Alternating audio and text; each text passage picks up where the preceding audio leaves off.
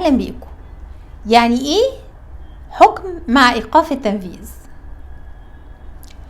كتير بيسألوني على فكرة الحكم مع ايقاف التنفيذ، وبيقولوا لي هو القاضي لما مدي ايقاف تنفيذ للحكم ليه ما اداش براءة؟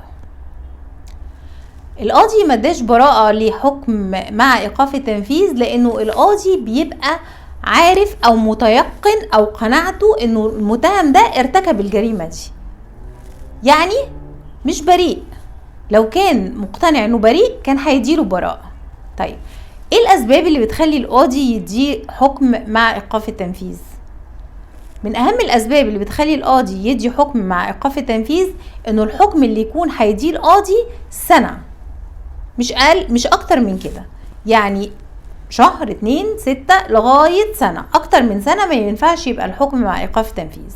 طيب الحاجة التانية انه القاضي بيكون تيقن انه المتهم ده ارتكب الجريمة تحت ظروف معينة اضطرته لارتكاب الجريمة، وانه هو مش من عادته ارتكاب الجرائم، ما عندوش سجل اجرامي، وان هو حداثة سن المتهم او حداثة عهده بارتكاب الجريمة زي ما قلنا، او انه ظروفه العائلية ووضعه الاجتماعي والحاجات دي كلها يعني خلته ارتكب الجريمة، بس هو مش من المعتادين على ارتكاب النوعية دي من الجرائم، وبناء عليه القاضي بيديله هنا حكم بإيقاف التنفيذ. طيب الحكم بإيقاف التنفيذ دوت ليه شروط معينة؟ طبعا ليه شروط معينة. ايه هي الشروط دي؟ اول حاجة انه زي ما قلنا الحكم بيكون سنة مش اكتر من كده. تاني حاجة انه المتهم لازم يقعد 3 سنين من تاريخ الحكم ما يرتكبش اي نوع من الجرائم يكون الحبس فيها عقوبته اكتر من شهر. ليه بقى؟ لانه هو لو ارتكب اي جريمة عقوبتها الحبس اكتر من شهر كده بيتنفذ عليه الحكمين، الحكم القديم اللي مع ايقاف التنفيذ والحكم الجديد كمان.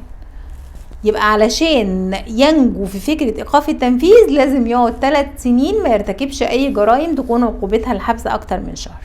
طيب عدوا ال3 سنين، ايه اللي بيحصل؟ اذا عدوا ال3 سنين والمتهم ما ارتكبش اي جريمة في الفترة دي كده الجريمة بتعتبر كأن لم تكن، وبالتالي ما بتسجلش في سجله الاجرامي، يعني ما بتعتبرش ان هي موجودة، او لو عمل فيش وتشبيه تطلع له او الكلام ده كله، بتبقى الجريمة كأن لم تكن.